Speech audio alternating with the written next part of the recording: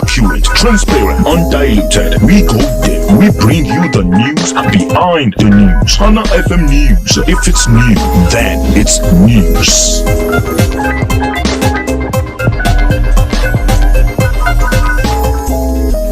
Good afternoon, welcome to the World News at noon on Honor 103.5 FM.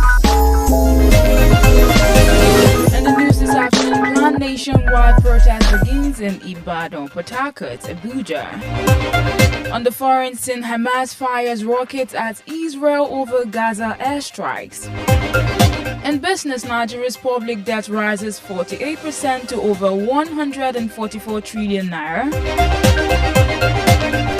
In entertainment, Nigerian crossdresser Bobrisky reveals fallen victim of online scam. And in sport, Napoli ready to lower Osimhen price for Manchester United.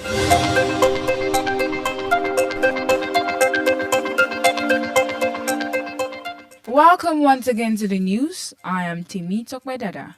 Now the news in detail. The nationwide protest planned by the Take It Back movement led by Juwon Sanyaolu has begun in Abuja, Ibadan, Rivers and other parts of the nation. In Ibadan, the Oyo State capital today, the protest took off from Iwo Road area of the state capital, where protesters drew attention to the alleged misuse of the Cybercrime Act, the worsening economic hardship in the country, and the state of emergency in Rivers State. Meanwhile, in Abuja, the Federal Capital Territory, operatives of the Nigerian Police Force today dispersed protesters with tear gas in the Maitama area of the Abuja. Likewise, from Rivers State, the protest took a turn when officers of the Rivers State Command opened tear gas on the protesters at Isaac Borough Park in Port Harcourt. And coming from Plateau State, survivors of the brutal attacks on March 28 and April 2nd in Boku local government area of Plateau State have narrated accounts of their experiences. Recall that gunmen targeted several communities in the state, leaving behind a trail of death and destruction. Although security agencies are yet to release official casualty figures, residents claim at least 52 people have been killed, with many others injured or still missing. Recounting the tragedy, survivors described the attacks as sudden and devastating. However, President Tinubu has condemned the killings and assured Governor Mufwang of federal support.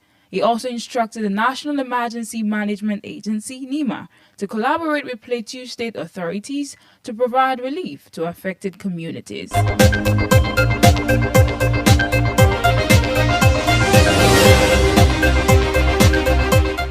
Also in the news this afternoon, President Bola Tinubu, Governor Seyi Makinde of Oyo State and other Nigerian leaders have paid tributes to the former governor of Oyo State, Dr. Victor Olunloyo, following his death yesterday. Olunloyo, born on April 14, 1935 in Ibadan, the Oyo State capital, served as the governor of Oyo State from 1st October 1983 to 31st December 1983 during the military regime of General Muhammadu Buhari. President Tinubu conveyed his deepest condolences to the government and people of Oyo State following the passing of the former governor of the old Oyo State. In his condolence message, Governor Makinde described the death of Olunloyo as the exit of one of the state's and Nigeria's most cerebral former administrators.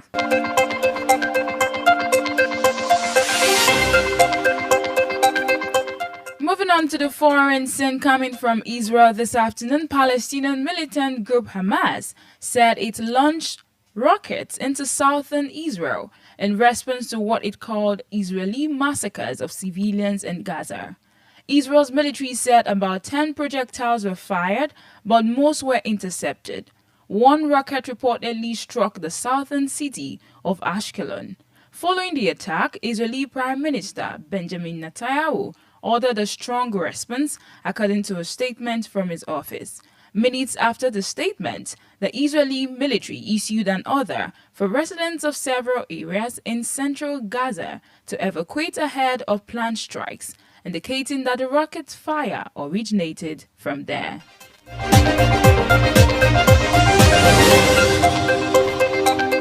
Lacquers coming from the United States as global markets remain on edge. U.S. officials have defended President Trump's controversial tariff policy. They revealed that countries including Israel, India, and others have reached out to the U.S. to negotiate in response to the sweeping trade measures. Treasury Secretary Scott said that over 50 nations have entered talks with the U.S. since the tariffs were introduced. Stating on Saturday, U.S. customs officials began enforcing a 10% tariff on imports from a range of countries. Higher reciprocal tariffs ranging from 11% to 50% are set to take effect on Wednesday, 9th of April. Meanwhile, countries around the world have begun responding to the tariffs.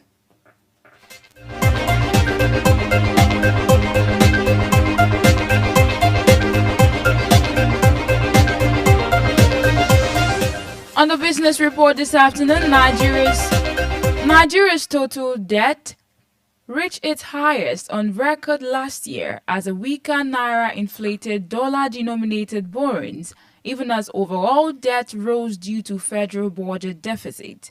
According to the Debt Management Office, the country's debt stock soared 48.6% to 144.6 trillion naira as of the end of 2024. In dollar terms, however, Nigeria's debt shrank, declining by 12.9% in 2024, signaling the impact of the naira devaluation on the debt stock. The trend indicates that the government relied more on domestic borrowings to finance budgets and infrastructure projects, as it accounted for 51.4% of total debt profile.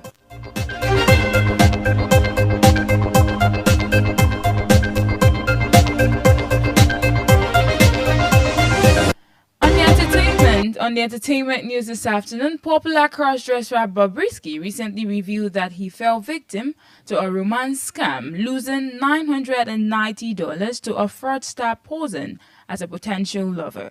Bobrisky revealed these on his Instagram page that the scammer had been chatting with him for several months, initially claiming to live in the US, but saying he had relocated to Canada. Bobrisky said he was taken aback by the betrayal, admitting that he never imagined he would become a victim of such deception.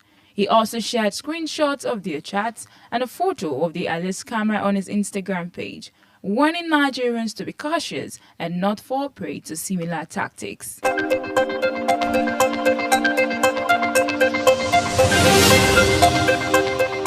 And finally, on the sport news this afternoon, former Serie A champions Napoli are willing to lower Victor Osimhen's €75 million valuation to enable Manchester United seal a deal for the Nigerian striker and also prevent him from joining Italian rivals Juventus in the summer.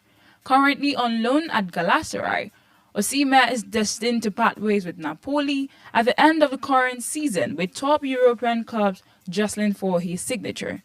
The 26-year-old striker was expected to leave last summer, but his purported move to Saudi Arabia failed, while he also rejected a Chelsea transfer over personal terms. According to Turkish sources, United are pushing to win the race for Osimhen and have sent an official offer to Galatasaray. The reports did not reveal exactly how much the proposal is worth, though United are accelerating their effort to bring him to Old Trafford.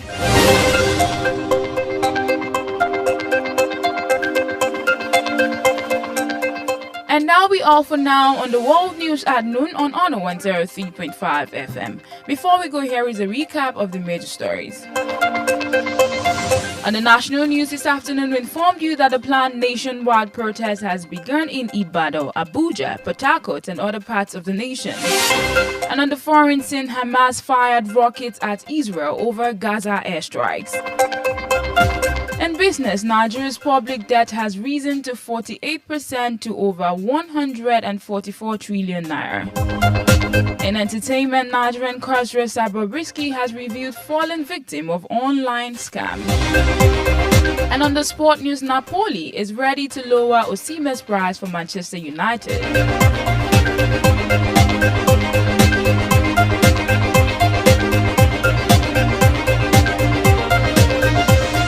For Eyewitness protest report, news mentions, and news commercials, contact the Honor FM newsroom at 0817-675-5555 or 0913-600-1035. You can also visit our website at www.honorfm1035.net for more information. I am Temitope Dada. Thanks for listening. And that was the news.